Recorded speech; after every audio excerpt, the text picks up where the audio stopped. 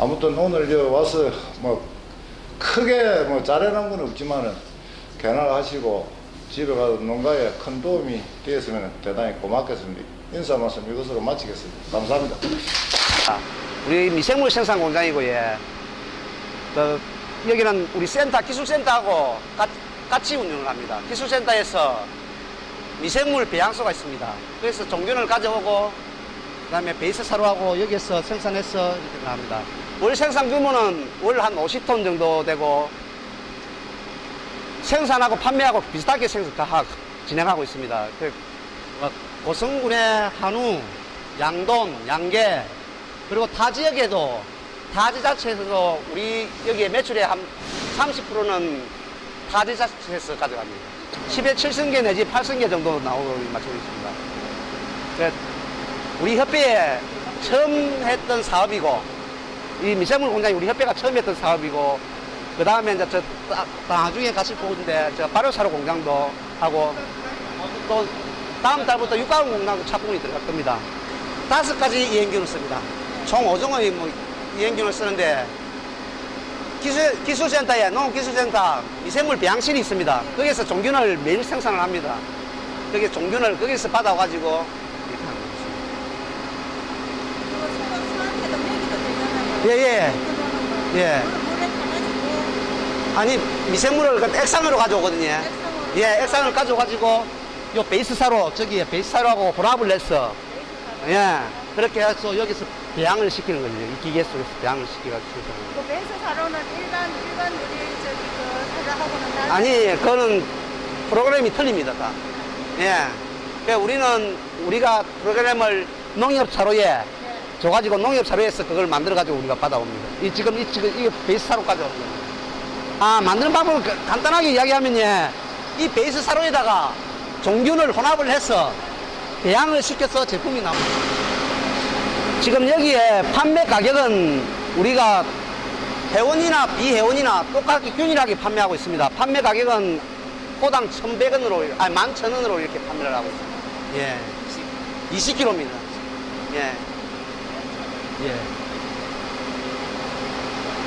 외부에 오신 분들한테도 우리가 판매를 똑같은 금액으로 판매를 하고 있습니다. 하나가 20개 해가지고 양이 얼마나 만들 수 있나요? 배양에 TMR 만들 수 TMR은 톤당 1, 2% 정도 들어가요. 1, 2% 정도였습니다. 그러니까 우리 저 밑에 같은 육동 생산하는데 한 100kg 정도였습니다. 우리는 조금 다른 데보다 조금 많이 넣어요. 그러니까 이제 배합사 그것도 섭식이냐 건식이냐에 따라서 배합 비율이 조금 우리는 섭식입니다. 수분 함량이 28%에서 30% 그 사이에 하여튼 30% 이하로 맞추고 있습니다. 보통 28% 평균 28% 정도 나옵니다. 1급여량을 50g에서 100g 정도로 급여라고 이야기합니다. 그냥 일반 배합 사료를 줄 경우에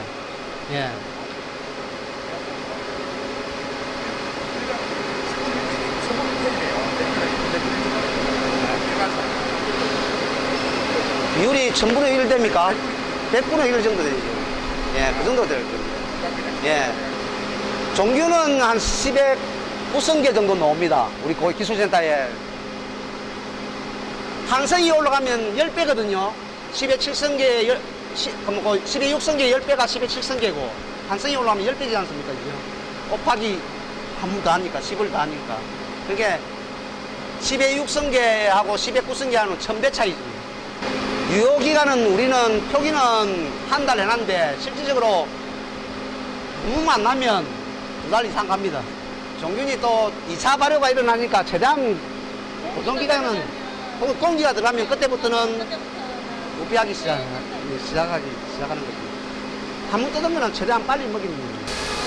이제 이게 우리가 배합비를 줘가지고 농협 사료에서 만들어 오는 배합 사료입니다. 하만농협 사료에서 그렇게 합니다. 여기에는 여러 가지 옥분하고 그런 거 여러 가지 들어있죠. 발효 시작점은 한 거의 40% 수분 정도가 있어야 발효가 가장 원활하게 일어납니다. 근데 이제 우리가 약간의 발효 과정에 건조를 시키고, 그래갖고 우리가 제품은 28% 정도 여기는 고성 발효사료 영농조합 법인입니다. 여기는 우리 발효사료를 생산하는 설비고 내나 한우협에서 운영을 하고 있습니다. 이는 2018년도 12월 달에 그 국고 공모사업에 그리고 여기는 TMF입니다. 발효사료 우리가 저 밑 위에서 생산한 생균 종균을 가지고 생균제를 가지고 여기에 혼합해서 발효를 시키는 사료입니다. 우리가 여기 지금 우리는 품목을 다양하게 하지 않고 육성우하고 비육전기하고 이렇게 해서 비육전기가 이제 조사로가 확보되는 집에는 그냥 쌤이 해가지고 사로 알곡만 발효시킨 걸 주고 조사로 확보가 되는 집에는 조사로를 다시 주고 또 조사로하고 같이 혼합한 완전 TMF도 같이 생산하고 있고 그렇습니다. 세 가지 품목을 생산합니다. 월 생산량은 한 270톤 정도 되고요. 우리 이 가동 엔진은 한 1년 반 정도 됐습니다. 그냥 뭐 서서히 늘어가고 있습니다. 이게 1년 반밖에 안 됐는데 우리가 이제 우리 사료를 먹인 거하고 데이터를 제가 저번 달에 냈습니다. 데이터를 냈는데 우리 고성분 평균이 재작년까지 그 새우 기준으로 원 플러스 출연율이 60%가 안 됐습니다. 경남에서 최하위였거든요. 근데 우리 사료를 먹인 농가를 작년 연말부터 올 6월달까지 했는데 거의 90% 가까이 나왔습니다. 89.몇 % 나왔거든요. 원 플러스 이사 출연율이. 그래 용량의 증가가 더 갈목합니다. 한 80kg 정도 더 나옵니다. 도체중이. 용량 증가가 엄청난 거지. 그래 발효사료의 장점이 그리고 우리가 지금 아까 전에도 말씀드렸지만 우리가 소고기 유통사업에 뛰어들었다고 했지 않습니까? 근데 대부분이 보면 발효사료를 먹인 소고기하고 안 먹인 소고기하고 발효사료를 먹이는 소고기 찐맛이 난답니다. 그래서 우리가 뭐고 신세계 백화점에 그 강원도 행성한우가 10년 전에 오다를 땄고 우리가 그 이후로는 처음이랍니다. 그 신세계 몰에도 우리가 오다를 땄거든요. 그는 신세계 몰을 딴 것도 행성한우가 처음이고 그다음에 우리가 두 번째고 마산점 성안 신세계 그쪽에 우리가 2달 전에 입점했습니다. 입점했고 그다음에 부산에도 신세계 부산 해운대에 신세계도 입점했고 대동백화점에 입점했고 그다음에 판매장은 이제 서울 하남에 했는데 우리가 직접 운영하는 건 아니고 그쪽에 했는데 하루 매출이 지금 현재 한 달에 갔는데 하루 매출이 한 3-4천만 원 정도 나옵니다. 그래갖고 다른 고기하고 맛이 다르답니다. 우리 발효사료를 먹인 게. 발효사료의 특장점입니다. 여러분들 나중에 발효사료에 대한 연구를 한번 해보십시오. 저는 바로 발효사료에 꽂혀 있거든요. 우리 이쪽에는. 그래서 저는 그냥 TMR보다는 TMF를 적극 추천하는 겁니다. 그리고 육성기 때 양질의 조사로 위주로 만들어야 된다는 거. 예. 알파파 중요합니다. 억수 중요합니다. 예. 우리 여기에 지금은 현재는 좀 미미합니다. 우리가 고성군에는 한우 사육 두수가 18,000두밖에 안 됩니다. 진짜 작습니다. 타 지자체보다 옛날에는 진짜 고성이에 한우의 고장이라게 되는데 한우가 위쪽이 엄청나게 됐어요. 그래서 이제 지금 다시 이제 우리가 부활할 거다가 한우를 다시 부활시킬 거다 이런 걸 하는데 지금 월 생산량 한 270톤. 그래 270톤에 서서히 늘어나고 가고 있습니다. 조금씩. 근데 뭐 다 지역마다 다 축산 농가들이 노령화되었지 않습니까? 우리 지역도 마찬가지거든요. 그런데 그 어르신들이 인식 전환이 생각보다 힘듭니다. 근데 우리가 문제 해가지고 데이터 자료 놓은 거 우리가 놓은 걸 계속 이렇게 우리가 지금 농가들 설득 과정입니다, 솔직히.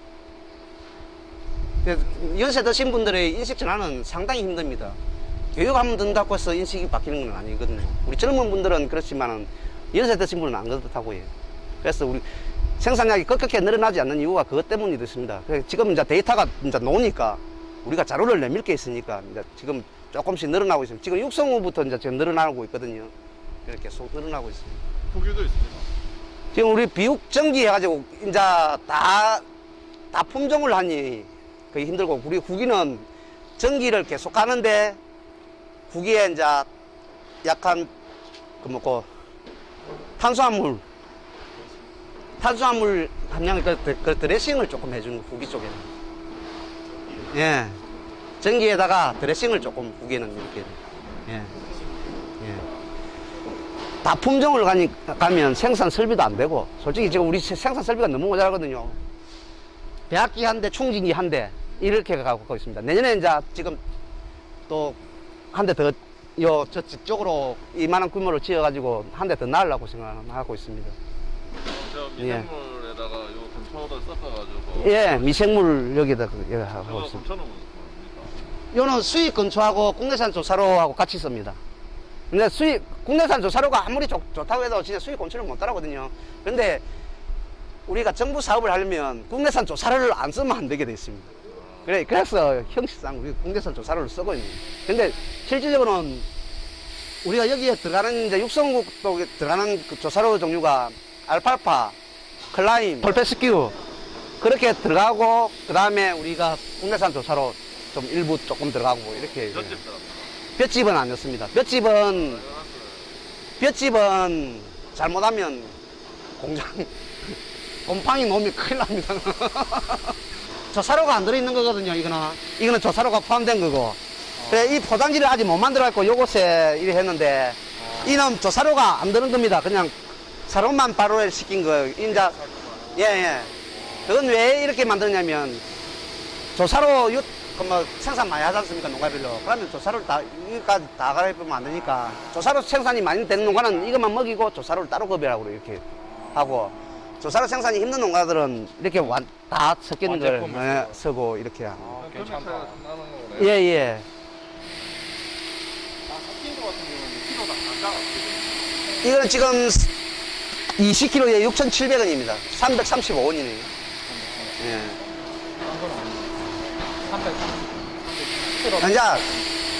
이제 가격을 이리 비교하면요, 진짜 원가는 그냥 얼마든지 맞출 수 있습니다. 재료를 어떤 걸 넣느냐가 원까지 그 품질하고 가격대를 비교를 해야 되면, 그래 가격은 진짜 솔직히 말하면 진짜 요즘 수입 그 건초가 비싸거든요. 지금 다 400 몇십 원, 그 알팔파가 우리 510원짜리 이런 거 쓰고 그러니까 그런 게 엄청 비싸니까. 엄청 말고 예. 근거 인근 타 지역 농가도 구입해가는 거예요. 예, 우리 진주하고 통영에서 일부 가져가고 있습니다. 그 우리 회원이나 비회원이나 우리는 판매를 똑같이 하고 있습니다. 예. 저 위에 생균도 마찬가지, 생균제도 마찬가지고 다 그렇습니다.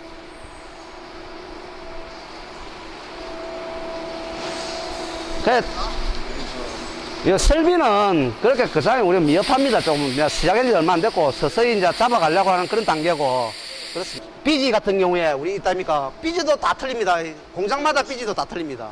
그래서 그 성분 검사에 배합비를 짜야 되지. 그냥 이걸 보고 배합비 짜갖고는 큰일 납니다. 우리 교수님한테 배합비를 부탁드려야 되지. 그냥 자기 나름대로 그래 배합비를 짜갖고는 진짜 최고 조심해야 될 게 그겁니다. 이게 비육전기입니다, 지금. 여기에서 배합을 해가지고 이쪽에 충진기 쪽으로 넘어갑니다.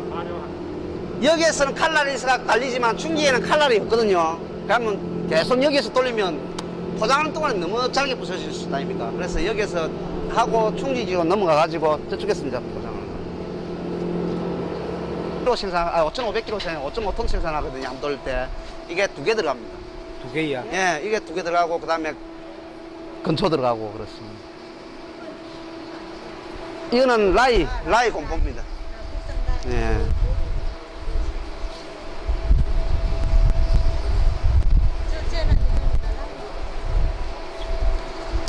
예, 한 번 돌릴 때, 이제, 통마다 틀린데, 비육전기 같은 경우는 5,500kg. 육성우 같은 경우는 건초 함량이 많으니까 4톤, 4,000kg 밖에 안 됩니다. 육성우는 건초 함량이 많아가지고 부피가 너무 커가지고. 미강은 우리가 3% 이하로 쓰거든요. 사료 비중에. 예. 발효 시키는 거예요? 예, 요 같이 넣어갖고 발효하는 거. 예.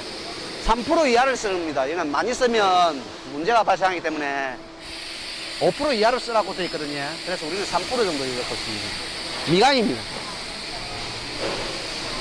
이제 발효하는데 참 좋아요. 미강이 참 좋거든요. 그런데 미강이 지방 함량이 억수로 높습니다. 그래 그걸 갖다가 사료 전체에 5% 이하로 쓰라고 되어 있습니다. 미각은. 예, 많이 넣으면 분명히 탈납니다. 번식 같은 번식장에 이렇게 할 수 있고, 미국 같은 경우는 바닥에 지방만 차고 있는 것 같습니다. 그래서 미각은 많이, 진짜 단가도 헐거울한 게 사람들이 좀 많은데, 많이 쓰면 안 됩니다. 5%를 넘으면 안 됩니다. 여기 비지도 그런 것 같은데. 예. 몇 프로? 삐지는 우리가 12% 정도 써요. 예. 예. 예, 삐지도 마찬가지입니다. 예.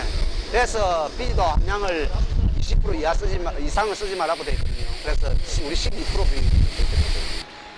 필수 아미노산이 골고루 되어 있는 거. 그런 게 중요한 거죠. 단백질 함량만 무조건 높다고 좋은 게 아니에요. 육성 후 기간에 단백질 함량이 엄청 중요하니까 드레싱을 해주는 겁니다. 우리 육성 후 사료에 드레싱, 필요한 구간에는 드레싱을 좀 해줘야 됩니다.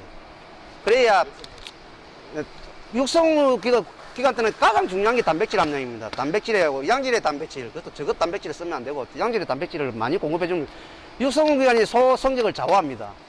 나중에 용량이라든지 등급 출현율도 육성을 15개월에서 16, 17 이 기간 동안에 지방세포들이 형성을 하거든요.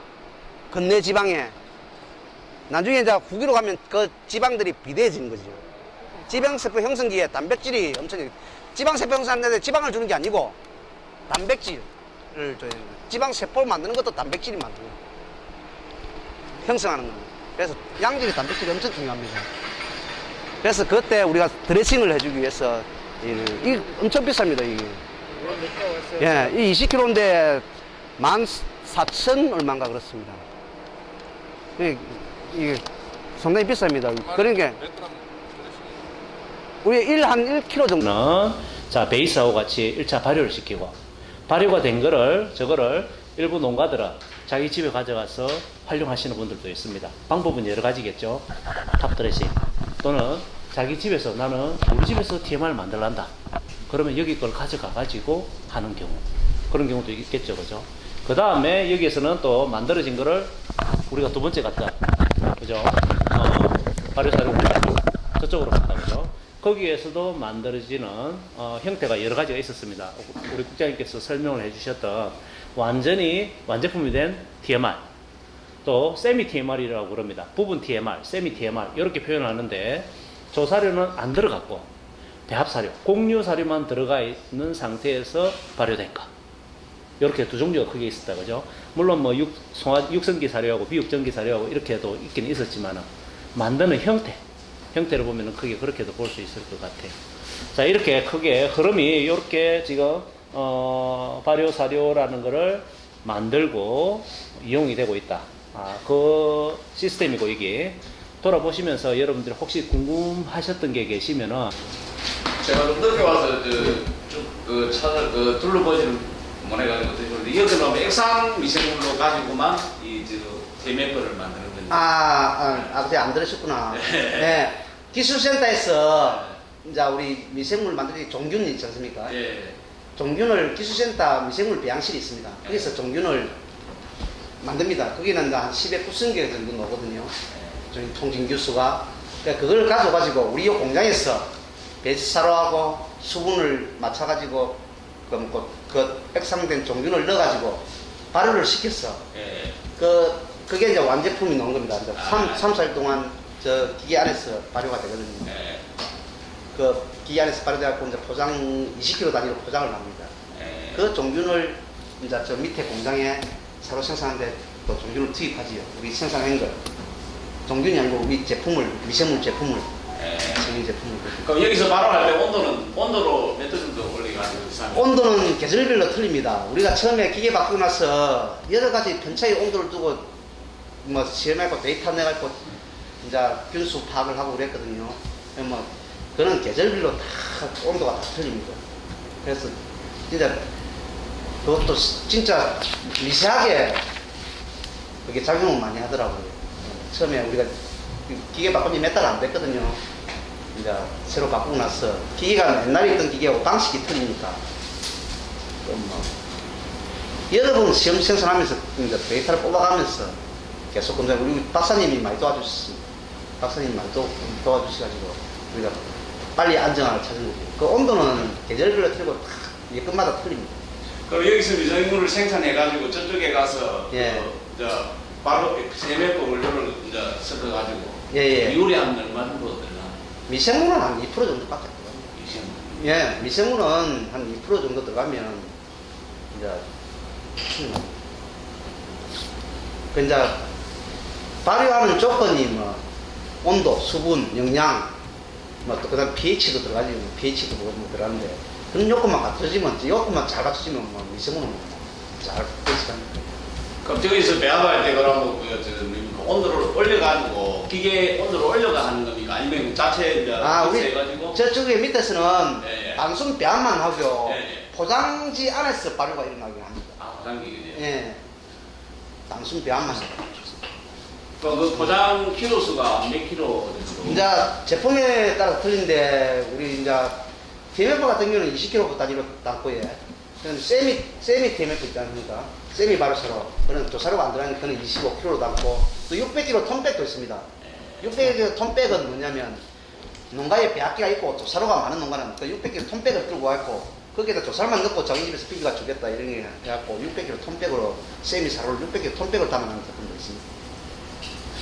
그럼 20kg짜리 그거는 그러면 그 이제 우리가 지대 예. 포장을 한다는 말인가? 예. 그럼 그게 그 열을 가하지 않고 이렇게 그 제품을 넣어가지고 놔두면 이게 상당히 팽창할 건데.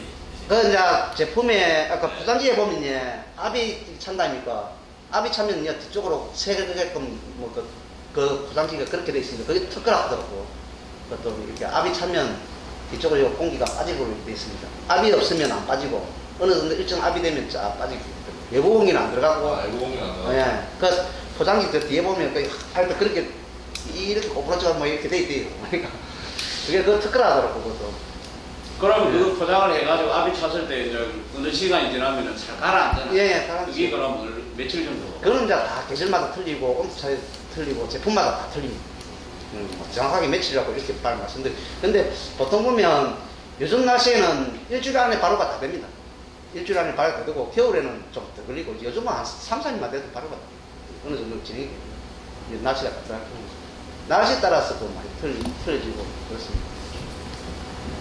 네, 미생물이 활성도가 엄청 중요합니다. 그래서 이제 생균제를 건조하는 거 우리도 생각을 해봤어요. 그래서 해갖고 처음에 그랬는데 미생물 활성도가 우리 거하고 다른 데 다 그 제품들 건조된 거하고 이제 검사를 했더만 활성도 차이가 엄청나기 때문에 건조 제품이 우리는 처음에 우리도 건조 제품을 생산할까 이렇게 생각하다가 활성도 떨어지는 거 말라고 이러면서 그냥 수분 함량 30% 이하 평균 한 28점 몇 프로 이익 옵니다. 그렇게 하고 있습니다. 다른 거 질문 없으십니까 혹시? 네, 우리 국장님 장시간 동안 소개도 잘 해주시고 설명도 많이 해주셔가지고 너무 감사합니다. 제가 뭐 강의할 게 별로 없을 것 같습니다. 언제나 우리 국장님 또 업무 보셔야 되니까 우리 여기서 박수로 감사하다는 표현하고 보내드리도록 하겠습니다. 네, 고맙습니다. 예, 예.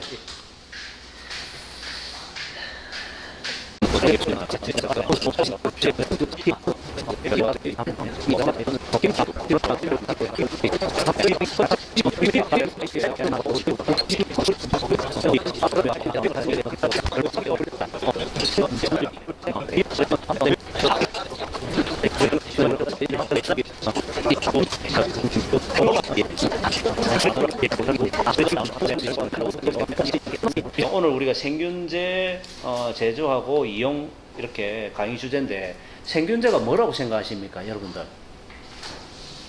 생균제가 뭐죠? 누가 좀 답을 좀 해주세요. 유산균? 유산균 누구? 오케이 유산균 또 살아있는 미생물을 먹인다. 이게 생균제라는 거죠. 그러면은 어떤 목적으로 뭘 기대하시죠? 그걸 먹였을 때 애기들한테 우리가 왜 먹였습니까? 소화 잘 되라고. 애기들한테. 소한테는 장 운동을 활발하게 하고. 생균제 왜 먹이죠? 에너지 흡수를 돕기 위해서. 에너지 흡수 딱 나왔다. 또. 자, 한번 보세요. 에너지 흡수 저 부분은 이야기를 한번 해봅시다.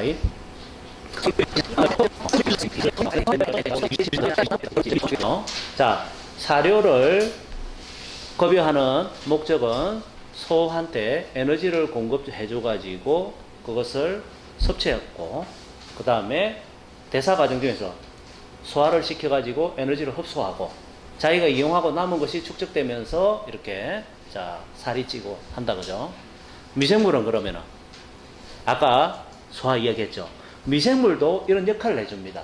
소의 소화기관 한번 보세요. 입 있고 입 다음에 뭐가 있습니까? 소화기관을 보면 흐름을 식도 있잖아. 식도 지나면 그 다음에 뭐가 있습니까? 위가 있다 그죠? 1위, 2위, 3위, 4위. 1위, 2위를 제가 강의 들으셨죠? 뭐 있다 하던가요 그 안에? 어이 고개 잘래잘래 하면 안 되지. 내 강의 안 들었던 소리인데. 동영상 강의를 잘못 들으셨구나. 이거 틀어놓기만 했네. 그죠? 사모님한테 나중에 교수님 사모님한테 장학금 드려야 되겠습니다. 아, 장학생이시다. 아. 자, 소하고 돼지하고 닭을 보면은 소화기 구조에서 아주 극명하게 차이가 나는 게, 소화기 구조 놔두고 먹이는 사료에서 극명하게 차이가 나는 게 뭐가 있을까요? 박수 한번 쳐줍시다. 우리 사모님. 아유, 사모님 고맙습니다. 사모님 아니었으면 오늘 강의도 못할 뻔했다. 다른 돼지나 닭 같은 경우는 우리가 조사료 안 먹입니다. 그죠? 근데 소는 조사료를 먹여요. 왜? 1위, 2위가 있으면서 대세김질을 할 수 있게 조물주가 만들어 놨거든. 그 1위, 2위 속에서 풀을 소화시켜주는, 그쵸. 우리가 1위, 2위를 합쳐서 반추위라고 그럽니다. 반추위 속에는 한 수십조 마리의 미생물이 들어있습니다. 10에 12성 정도. 이 정도의 박테리아가 들어있어요. 그것들이 풀을 분해를 시켜줍니다. 어떻게? 그 미생물들이 안에서 살면서 자기들이 소화효소를 분비를 하는 거죠. 그 소화효소에 의해서 풀이 소화가 됩니다. 그런데 우리가 바깥에서 이런 생균제를 이용해가지고, 미생물이다 그죠? 미생물을 이용해가지고 한 번 더 발효를 시켰다. 어떻게 소화에 도움이 되는지 알겠죠, 그죠? 1차적으로 한번 분해를 시켜가지고 소한테 집어넣어 준다는 거죠. 그러니까 훨씬 더, 과거에는 10개만 소화가 될 게 이제는 20개, 30개가 소화가 될 수 있겠죠. 소화율을 높여준다. 자, 그게 1위 강의하다가는 한 다시 연씩 가겠다. 자, 두 번째 또 다른 미생물, 우리 생균제의 효과 뭐 없을까? 왜 먹이는데요? 육모발달. 오케이, 육모발달 그거는 조금만 퀘스천 마크 해놔놓고 놔둡시다. 또 다른 거 뭐 없을까? 아까 우리 생균제 먹인다, 생균제 먹인다고 그랬죠, 그죠?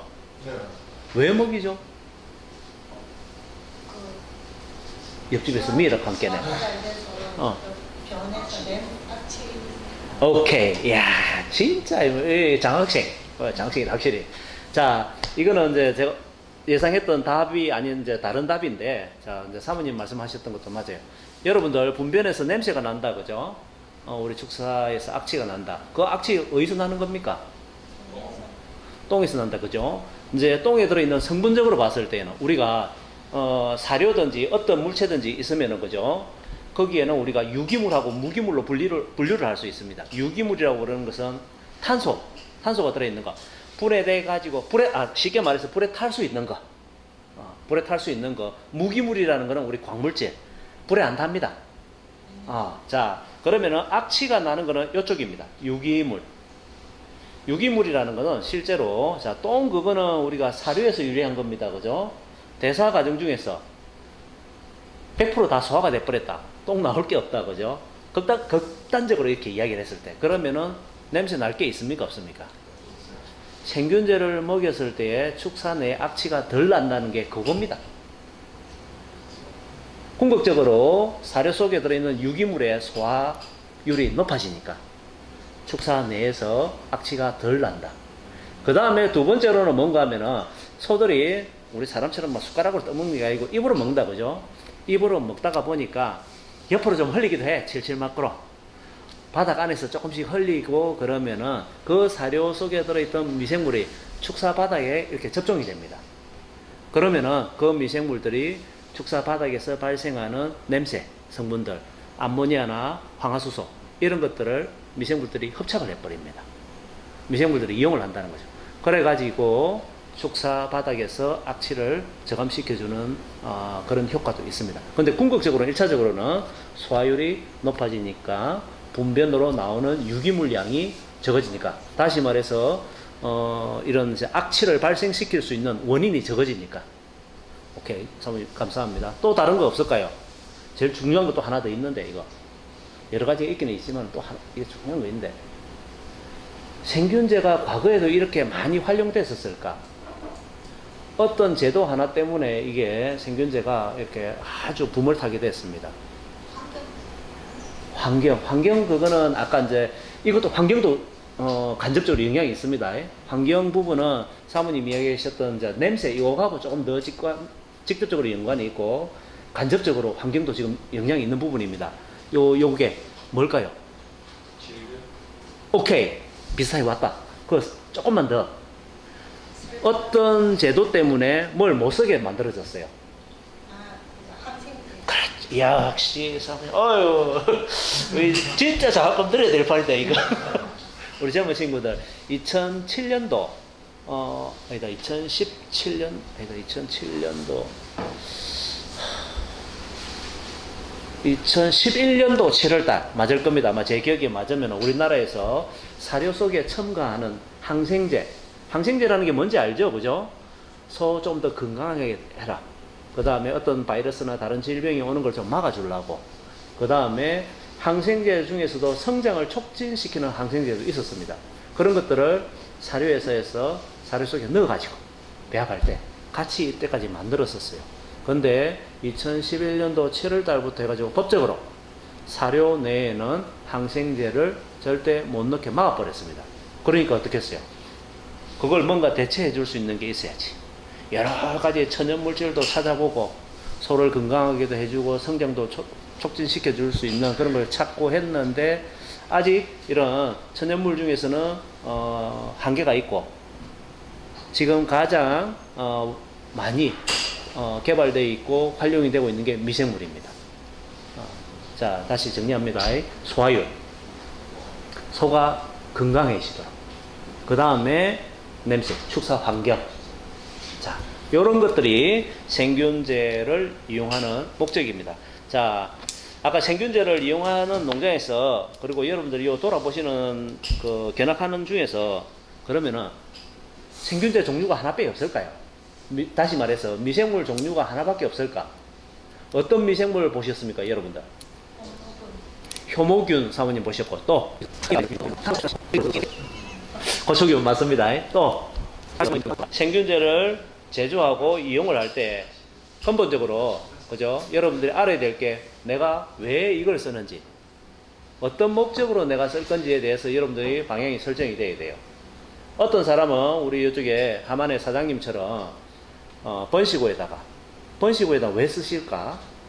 우리 사장님 번시구는 어떤 목적으로 쓰셨을까요? 엄수에 특히 태워주고 냄새 절감도 되고, 혹시나 송아지 설사에 좀 도움이 되고, 또 내가 사료를 줬을 때 조금 다른 방에서는 인기 스키감이라는 안 될 것 같아서 그것 주면 좋겠나 잘못나 싶어서 그래서. 오케이, 좋습니다. 자, 우리 사장님 같은 경우에는 저런 목적일 경우, 자 보세요. 자, 다른 어떤 미생물, 그죠? 유해 미생물들이 자라는 걸 좀 막아주고, 곰팡이 특히, 그 다음에 송아지 설사도 좀 막아주고, 이런 부분. 유산균, 그렇죠.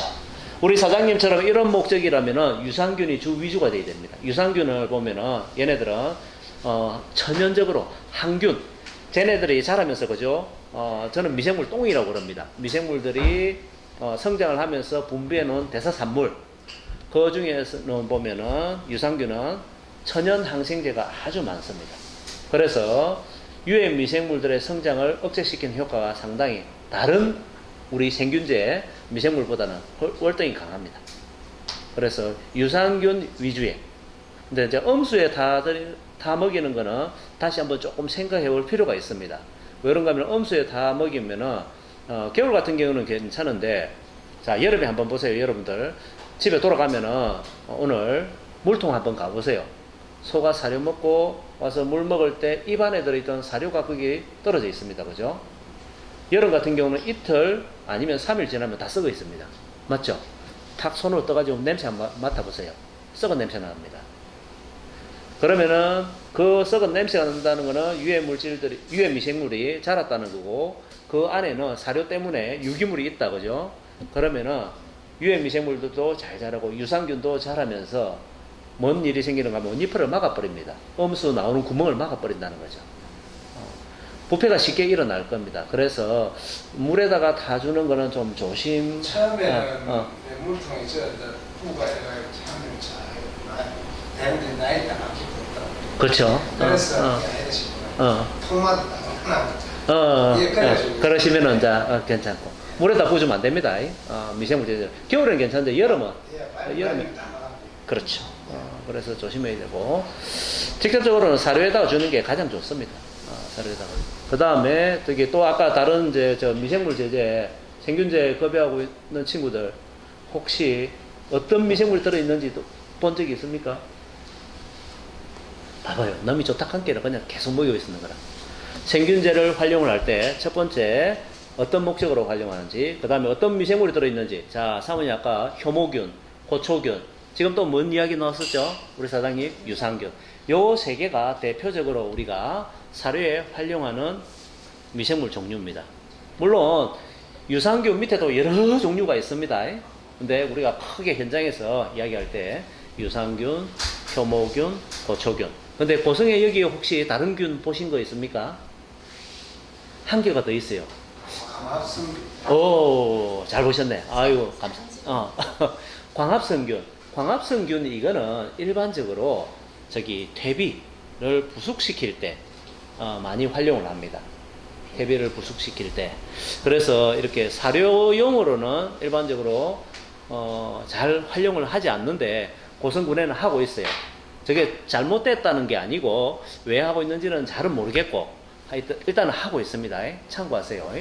그리고 여러분들 교재에 보면은 자 유산균은 젖산강균이라고 표현이 되어 있을 겁니다. 아마 책에. 그 다음에 고초균, 효모균, 광합성균, 황국균 이렇게 해가지고 각 균들마다 특징이 여러분들 교재에 다 설명되어 있으니까 그걸 한번 참고해 주시면 좋겠어요. 자, 미생물 종류 됐다. 그 다음에 또 우리가 생균제를 볼 때 우리가 주의 깊게 봐야 될 게 또 뭐가 있을까요? 그렇지. 오, 한 칸 했다. 균수. 열놈이 있는 거하고 백놈이 있는 거하고 어느 게 더 힘이 있겠습니까? 그죠? 그게 저기에는 표현이 뭐로 돼 있었습니까? 그죠? 10의 몇 성이라고 이렇게 표현되어 있죠. 여러분들이 생균제를 사 쓰실 때, 구매해 쓰실 때 또는 제조해가지고 활용을 하실 때에 그 균수가 얼마만큼 되는지를 확인을 해야 됩니다. 아까 우리 국장님도 현장에 계시면서 그런 말씀을 하셨어요. 10의 7성하고 10의 8성하고는 10배의 차이라고. 단순히 균수만 가지고 비교했을 때는 가격이 10배가 더 비싸져야 되는 겁니다. 맞죠? 그죠? 아까 우리 교육생들께서 이거 몇 프로 집어넣습니까? 이런 질문들을 했습니다. 그죠? 그거는 단순히 몇 프로를 집어넣느냐 이게 아니고 균수에 근거해서. 그죠? 10의 몇 성 정도 되니까 우리가 얼마를 집어넣어야 되겠다. 이렇게 되는 겁니다. 이게 하나의 원료 사료가 아니고 첨가제거든요. 보조. 우리가 보충 사료라고 그럽니다. 그죠? 첨가제이기 때문에 이거는 영양소 함량을 좌지우지하는 게 아니고, 그죠? 자, 그렇게 보시면 될 것 같고, 그 다음에, 급여 효과 했고, 자, 그 다음에 여기서 아까 이제 여러분들이, 농장에서 실제로 적용하는 형태를 보니까 아까 탑 드레싱 해주시는 분도 계셨고, 그 다음에, 여기처럼, 저기, 공유 사료에다가 미생물을 접종해가지고 발효를 시키는 것도 있고, 그 다음에 조사료하고 섞인 TMR에다가 미생물을 넣어가지고 발효를 시켜주는 경우도 있었습니다. 그죠? 자, 나는 그럼 어찌 됐겠고? 여러분들은 어느 방법이 가장 적절할 것 같아요?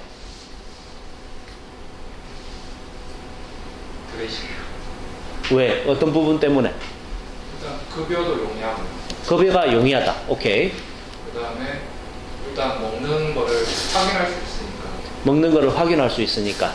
드레싱 했을 때 소가 이게 기호성이 좋은지 안 좋은지도 바로 알 수 있습니다. 오케이. 그런 부분. 편리성이다. 어떻게 보면 그죠? 편리성 부분에서. 또 다른 분은? 농장마다 다 틀립니다. 이게 정답이다, 저게 정답이다가 아니고 지금. 제가 그 방법마다 장점과 단점들이 있기 때문에 그걸 말씀드리려고 그러는 거거든요. 자, 탑 드레싱 해주는 방법 1번. 두 번째로는 공유 사료만, 그죠? 배합 사료만 발효시킨 거. 세 번째는 조사료까지 섞어가지고 발효시킨 거. 자, 또 다른 분. 우리 농장에는 뭐가 맞을까? 우리 최 사장님은 지금 어떻게 하고 계십니까? 저희들 같은 경우에는 일단 그 곡물사로 미생물 곡물사로에 이렇게 해가지고 비비에서 기계가 있어야 되니까 특히 이제 그 대말 기계라 하는 게 있어야 되니까 그런 게 없는 사람은 이제 뭐 드레싱도 가야 되고 저희들 집 같은 경우에는 그 미생물을 곡물로 가지고 DMF를 만들어 가지고 그 다음에 2차 이제 그 조사로가 조사로 같은 경우는 미생물이 그 정책하는 데 큰 역할을 안 한다고 생각하고 있기 때문에 그 다음에 이제 그 발효를 시킨 물료를 가지고 곡물 아까 그 해놓은 거 가지고 조사를 이어 가지고 비벼 가지고 줍니다. 그 이제 1차, 2차 1차 곡물 원료를 만들 때는 그 생균제가 아주 미미하게 들어가고 그 다음에 2차 이제 조사를 이어가 비벼줄 때는 지금은 안 하는데 제가 이제 월 15일까지는 제가 했을 때는 안 했는데 지금은 이제 액상을 넣어가지고 이제 비벼가지고 주는 걸로 그런 이제 시스템을 잡고 있습니다. 또 혹시 다른 분들 우리 농장에는 요리하고 있는데 또는 아니면 이게 우리 농장에는 맞을 것 같다. 비빔에다가 사료 들어갈 때 그러면은 저기 조사료 같이 섞인다는 말씀이시죠? 같이는 아니고. 오케이. 그럼 요 세 가지를 한번 봅시다. 자, 첫 번째 아까 저기 여기에서만 한 거. 그죠? 여기 생균제다. 그죠? 생균제 상태로 하면은 편리성은 있을 것 같아. 분명히 확실히 있을 거다. 그죠? 장비도 크게 필요 없을 것 같아. 시설 장비도 적을 것 같아. 여기는 발효기라는 게 있지만은 저 발효기 아니고 여러분들 실제로 현장에 가보면 어떤 분이 계시는가 하면은 그 아까 베이스 있지 않습니까? 그거를 뭐 회사에서 구매할 수도 있고 저 베이스 안 써도 됩니다. 미강만 써도 됩니다. 미강하고 당밀 조금 섞든지 당밀 없으면 당밀 안 써도 되고 미강만 해도 됩니다. 수분만 35% 정도 그 정도만 맞춰주고 그래가지고 미생물 여기 이제 액상 미생물 쓴다 않겠습니까? 여러분들 각 시군센터에서 미생물 이렇게 공급해 준다 그죠? 그거 갖고 섞는 거라 삽질해가지고 섞어가지고 비닐 하나 쫙 깔고 바닥에 콘크리트 바닥에 그 위에다 넣고 싹 덮어 그리고 본덮개로 싹 덮어놔 그러면은 요 생균제 만들어집니다. 쉽죠? 띄어보네요. 그렇죠. 띄운다는 게 뭡니까 우리가 이스트 효모 가지고 누룩 가지고 띄우는 거지 않습니까? 그죠? 미생물로 가지고 키우는 거거든요. 미생물의 종류가 다를 뿐이지. 자, 그러니까 아주 자 노동 적게 들고 비용 적게 들고 시설도 적게 들고 그죠? 아주 쉽게 접근할 수 있어. 그럼 이게 제일 좋을까요? 효율적인 측면에서 자 미생물 우리 생균제 첨가해주는 목적이 뭐라고 그랬습니까? 아까 세 가지 이야기했잖아. 그 중에 소화율이 있었다 그죠? 소화율에 도움이 될까? 그래야 뭐 전체 사료가 이만큼 있어요 그죠? 100이라는 게 있는데 요 생균제 만드는 거를 아까 첨가해 주는 게 요서는 몇 프로라 하대요? 2%다 그죠? 2%탁 넣어줬다. 소화율 개선에 도움이 많이 될 수 있을까? 자, 왜? 그 미생물 2%가 들어간 게 자 사료하고 섞여가지고 소가 먹었다. 이미 반추 위 내에는 10에 12성 정도의 미생물이 존재하거든. 바깥에 들어간 미생물이 그 걔네들하고 경쟁해가지고 살아남을 수 있을까? 조건이 다르기 때문에 유산균 외에는 거의 못 살아남습니다. 유산균 외에는 거의 살아남기 어렵습니다. 그러니까 자, 급여하는 쉬운 방법은 있지만은 효율성 부분에 효과 측면에서 보면은 적다는 거죠. 두 번째, 그러면은 자 이제 조금만 더 가봅시다. 여기서 만들어 가지고 저쪽에 뒤쪽에 우리 발효사료 공장에 갔을 때 보니까 배합사료 부분만 이렇게 섞어 가지고 발효를 시켰어. 어떨 것 같습니까? 상당히 배합사료 이거 일단은 시설적으로 한번 봅시다. 배합사료 오케이. 배합사료는 내가 저기 사료회사에다가 요청만 하면은 갖다 줄 것 같아. 그래서 할 수도 있을 것 같아. 그러면은 배합사료를 발효시킬 수 있는 발효기만 오대 있으면은 저 발효기 한 개가 보통 1억 가까이 합니다. 요쪽에 만든 생균제 공장 제가 알기로 2억 5천에 저 2개 하고 위에 사일로 빈 있지 않습니까? 빈 그거는 보통 사료 공장에서 줍니다. 저거 사료 쓰면은 그렇게 된 걸로 알고 있거든요. 그 다음에 포장지 만드는 그 장치하고 이래가지고 2억 5천 정도로 든 것 같은데 어쨌든 저만큼 안 크더라도 그죠? 여러분들이 장비는 갖출 수 있을 것 같아요. 우리 차사님 같은 경우에는 TMR 배합기로 해가지고 아주 쉽게 가지고 계시더라고. 그러면은 장치 부분에서는 요거보다는 조금 돈이 더 많이 들겠지만은 그렇다. 그 다음에 발효 이제 소화율 측면에서는 어떨 것 같습니까? 소화율 측면에서는 2%는 넘는 것보다는 훨씬 효과적일 것 같다, 그죠? 자, 그러면은, 자, 여기서 아까 내가 이제 하나 예를 들어서 말씀을 드릴 때, 배합사료, 사료회사에다가 요청을 해가지고 가져오면 되지. 그러면은 사료비 측면에서는 상당히, 기존의 일반 배합사료하고 비슷할 기라. 그래서 이제 그 단계를 하시는 분들, 이렇게 생균제 다음에 그 부분 TMR, 요 만드시는 분들의 원료 사료를 보면은 대부분 뭘까요? 농산 가공 부산물. 아까 거기도 어떤 것들이 있던가요? 보셨습니까? 원료 비지, 미강. 자, 이런 것들은 뭡니까? 어디서 나온 거죠? 농산 가공 부산물이다, 그죠? 그 의미는 뭡니까? 뭔가가 있었는데, 공유든지 뭐가 있었는데, 사람이 먹을 거 다 빼내버리고, 찌꺼기가 남은 거예요. 소화가 잘 될까요? 안 될까요? 안 되죠. 소화율이 떨어진다는 거죠. 소화가 잘 되는 부분들은 사람들이 벌써 빼가지고 이용을 해버렸어. 그러니까 껍질만 남아있는 상태니까 바깥에서 한번 발효를 시켜주면 우리가 미생물을 이용해서, 그래서 저 세미 TMR처럼, 그러면 훨씬 더 소화율이 높아지겠죠. 다시 말해서 두 번째 있는 요거를 적용할 때는 그 사료회사에서 사료를 가져오는 것보다는 여러분들이 원료 사료들을 구매를 해가지고 어디서 우리 뭐 이웃지에서 저기 뭐 깻묵이 많이 생긴다든지 미강이 많이 생긴다든지 이런 것들을 가져와 가지고 그것들을 발효시켜 가지고 이용하는 게 훨씬 더 효과적입니다. 한번 잘 생각해 보세요. 우리 농장에서 우리 이웃지 근처에서 그런 게 수급 조달이 가능한가 어떻는가 또 한번 여러분들이 잘 고민을 하셔야 돼. 단순히 사료 공장에서 사료회사에서 그거를 구매해 가지고 한다고 그러면은 크게 의미가 없을 것 같아요. 그런가 하면은 사료회사에서 구매해 오는 것들, 그것들은 보면은 일반 공유 사료들은 주로 옥분이 많이 들어있거든요. 이거는 바깥에서 미생물이 발효 안 해도 소의 소화기관 내에서 소화율이 아주 높은 그런 원료 사료들이거든. 그죠?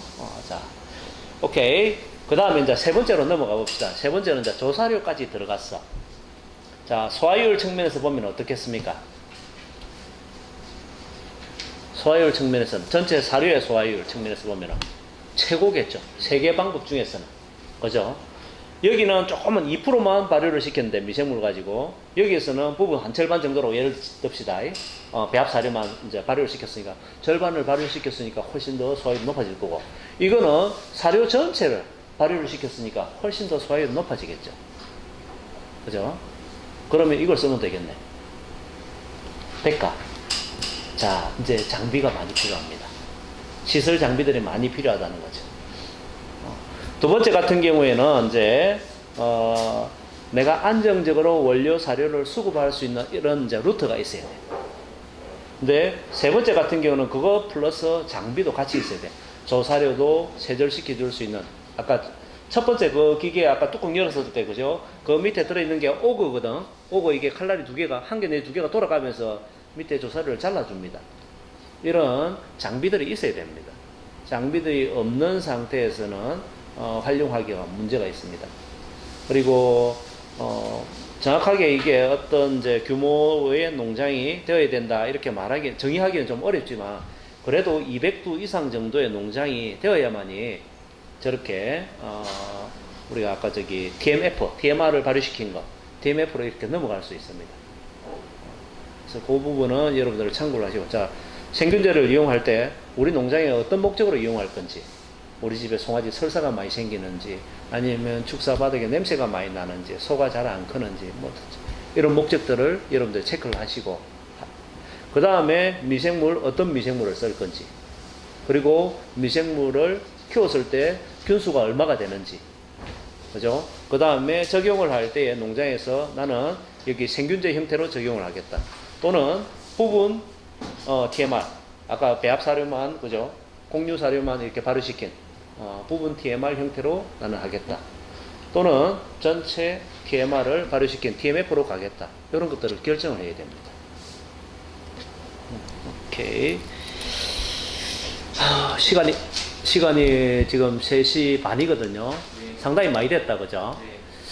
제가 좀 더 드릴 말씀이 있기는 있는데, 자, 일단은 여기까지만 하고, 제가 이제 여러분들 질문 한번 좀 받고,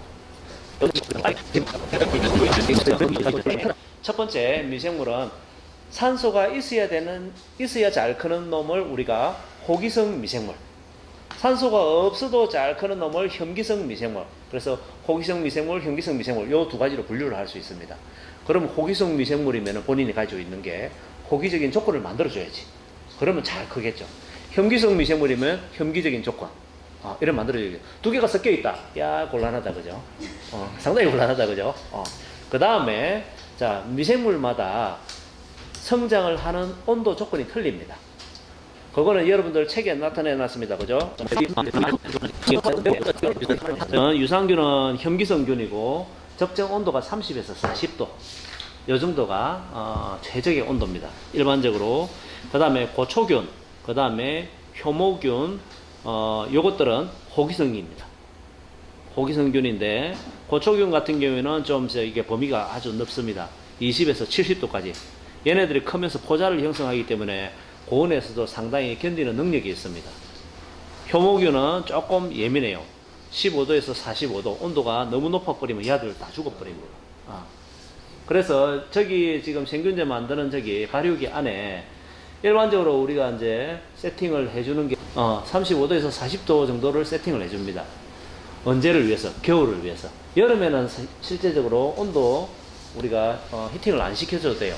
일반적으로 저기 보면은 여기 생균제 만드는 그 발효기 있잖아요. 바깥에 워터 자켓이나 아니면 오일로 자켓이 돼 있어. 그러니까 안에 발효기 있고 그 바깥에 또 저기 통이 하나 더 있어가지고 그 사이에 오일이 기름이 채워져 있다는 거죠. 그래가지고 그 기름을 데펴주면 온도가 싹 올라가도록. 그 발효기에다 열선을 갖다 대고 이러지는 않습니다, 잘. 그러면은 타버립니다. 그래가지고 온도를 올려주는데 그 온도뿐만 아니라 미생물이 발효가 되면서 자체 발효율이 생깁니다. 심할 경우에는 우리가 재보니까 75도까지 올라가요. 75도까지 올라갑니다. 그래서 자, 온도에 따라서도 달라질 것 같고, 그 다음에 또 미생물이 예민한 게 자, 산소의 존재 유무, 그 다음에 온도, 그 다음에 pH. 근데 pH 이거는 우리 현장에서 조절하기가 어렵습니다. 원료 사료마다 그죠? 다 틀리기 때문에 어렵습니다. 그래서 pH 이거는 좀 무시를 하고 산소 존재 유무, 그렇게 현기성이냐 호기성이냐 요거, 그 다음에 온도가 어느 정도. 일반적으로 우리가 이렇게 생균제를 만들거나 저기 TMR 발효사료 그죠? 저거를 만들 때에 단일 균주로 안 하고 복합 균주로 하거든요. 그래서 온도는 일반적으로 아까 우리 조용호 박사가 이야기했던 35도에서 40도 정도가 적절하고 이 정도 되겠습니다. 또 다른 질문 혹시 있으시면.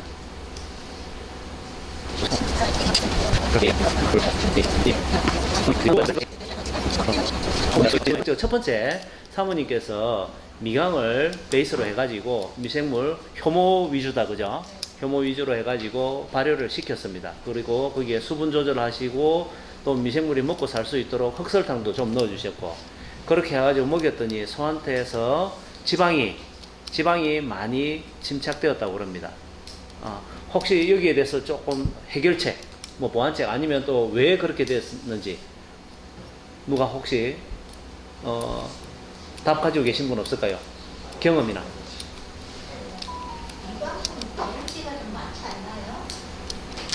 제가 요게 답입니다. 미강의 지방 함량이 거의 20% 가까이 됩니다. 그래서 미강 위주로 하게 되면은 사료 속에 전체 사료 속에 지방 함량이 확 높아지는 거죠. 일반적으로 우리 소 사료에서 지방 함량이 어느 정도 들어있는지 아십니까? 조지방 함량. 봐봐. 소 사료를 먹이면서 지방 함량이 몇 프로인지도 몰라 다들. 5%를 못 넘게 되어 있습니다. 5%가 넘으면은 소가 대사장애를 일으킵니다. 그 원인은 내가 또 다 설명하려고 하면 지금 1시간 더 가야 되고 안 되고 놔두고 하여튼 책에는 5%를 넘지 말라. 그리고 여러분들 일반적으로 사료회사들에 보면 3.5%에서 왔다 갔다 합니다. 근데 여기는 미강 말고 다른 것도 주셨겠지만 미강이 원체 높다 보니까 그 이상 되어 있을 가능성이 높습니다. 또 미강에는 당 함량이 아주 높습니다. 당이라는 자체는 소화가 먹는 순간 30분 이내에 300% 소화가 됩니다. 금방 소화가 된다는 거죠. 소화흡수가 잘 될 수 있는 그런 영양소가 많이 들어있기 때문에 다시 말씀드려서 에너지 공급이 많기 때문에 그렇게 될 수밖에 없죠. 지방이. 크기는 잘 큰데 지방이 많이 커서 그럴 겁니다. 지방이 많이 침착돼 가지고. 그리고 미강을 10% 정도였나? 그 수준 이상으로 거세 비유구에다가 먹이게 되면은 나중에 탁 도축해가지고 등심을 안에 들여다보면 지방 색깔이 노란 색깔 나옵니다. 황색의 연지방, 물렁물렁한 지방이면서 황색깔이 나타내는 그런 지방이 침착됩니다. 언제? 미강을 많이 먹였을 때. 그리고 번식구한테다 먹이면은 내장지방 많이 생겨가지고 생식기에 손 넣어보면은 덕지덕지합니다, 지방이. 그래서 미강하고 뭐하고 한 거면은 두부비치. 요 두 개가 번식구한테 그런 좀 안 좋은 영향을 미칩니다. 미강을 발효를 시켜도 똑같은 지방은 분해가 안 되죠. 그 안에 미생물이라는 자체는 그 안에서 그죠? 주로 당을 이용해가지고 자기 에너지원으로 쓰고 그 다음에 걔네들이 분배는 대사산물. 내가 아까 똥이라고 그랬다 그죠? 미생물 똥. 그것들은 소화 효소들이거든. 쪼개주기만 하지 그걸 막 이용하고 이런 거는 또 다른 질문. 아니죠. 육성우도 과하게 주면 육성우 같은 경우에는 지방이 차버리기 시작하면은 그죠? 자 아니 보세요. 우리 사람을 치면 소화비만. 어린 시절에는 소화기, 골격 이런 것들을 키워야 되는데 야들이 벌써 내장에 쫓겨난 아들이 배만 똥똥해가 이런 애들 있잖아요. 소화비만. 소를 그렇게 만드는 겁니다. 여러분들 저기 이제 마지막으로 제가 요 생균제 제조하고 이용 부분에서 마지막 이제 말씀을 드릴게요. 첫 번째로는 미생물을 잘 선택을 하셔야 됩니다. 내 농장에 맞게, 목적에 맞게. 그 다음에 우리가 발효를 시킬 때 미생물만 크는 게 아니고 유해 미생물, 곰팡이도 같이 큽니다. 그렇기 때문에 자가 이렇게 발효를 시켜가지고 이용을 하시더라도 여러분들 주기적으로 검사를 받아야 됩니다. 그래서 이 공장 같은 경우도 사료회사에서 여러분들 만약에 미생물을 사다 쓴다면 미생물 쓰는 회사에다가 요청을 해도 되고 또 원료 사료를 사다 쓴다면 거기에다 요청을 해도 되고 그렇지 않으면 대학이든지 어떤 연구소에다가 여러분들 도움을 요청해 가지고 여기 같은 경우도 작년 연말에 제가 한번 분석을 해드렸고 지난주에도 와가지고 우리 요거 이제 강의 요 개囊할 수 있도록 좀 협조를 부탁하면서 어쩌겠습니까? 맨입으로 해줄 수 있습니까? 시료 가져가가지고 분석해드리고 오늘 그 결과 드렸어요. 종균은 10의 9성 이상 나오고 그 다음에 이쪽에서 생균제 발효시킨 거는 아까 보니까 유산균은 10의 7성, 효모균은 6성, 고초균은 10의 8성 이 정도 나오더라고요. 조금씩 1성 정도는 왔다 갔다 할 수 있습니다. 그때마다 이런 식으로 여러분들은 부패성 미생물, 유해 미생물도 같이 크니까 여러분들이 주기적으로 검사를 해야 됩니다. 특히 언제? 조사료하고 같이 섞어서 발효시킬 때, TMR을 발효시킬 때, 조사료 속에는 오만 잡다한, 그죠? 토착 미생물들이 들어있습니다. 특히 흙이 많이 묻어있는 볏짚 같은 거. 저기서는 아까 볏짚 안 쓴다 하시더라, 그죠? 볏짚이 상당히 괜찮은데 하여튼 품질 관리가 좀 어렵습니다. 그 다음에 가격. 말씀드렸죠, 저기 미생물 10의 7성어, 8성어 10배 차이입니다, 그죠? 그 미생물의 균수에 따라서 혹시 사다 쓰시는 분들은 꼭 한번 보세요. 미생물 종류도 봐야 되고 미생물 몇 성이 들어있는지. 간혹 사료회사에서 조금 장난을 치는 경우가 일반적으로 우리가 g당 10의 6성 이상 이 정도로 우리가 권장을 하거든요. 그런데 킬로그램당 10의 7성 해놨어. 어떨 것 같습니까? 10의 7성이니까 킬로그램인지 g인지는 안 보셔 보통. 그러니까 10의 7성 이게 더 좋네. 앵커 킬로그램당 10의 7성하고 g당 10의 6성. 킬로그램당 10의 7성을 g당으로 고치면 어찌 됩니까? 그죠? 10의 5성 되죠? 10의 5성이 아니다. 10의 4성 된다. 동그라미 3개가 떨어지니까. 그죠? 이런 장난을 조금 과거에는 쳤습니다. 요즘은 제가 하도 그걸 떠들어서 그랬는지 요즘은 잘 안 그러던데 보셔야 됩니다. 꼭 보셔야 됩니다.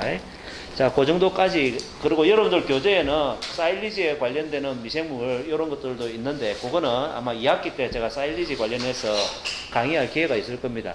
그때 조금 더 보완해서 설명을 드리도록 하겠습니다.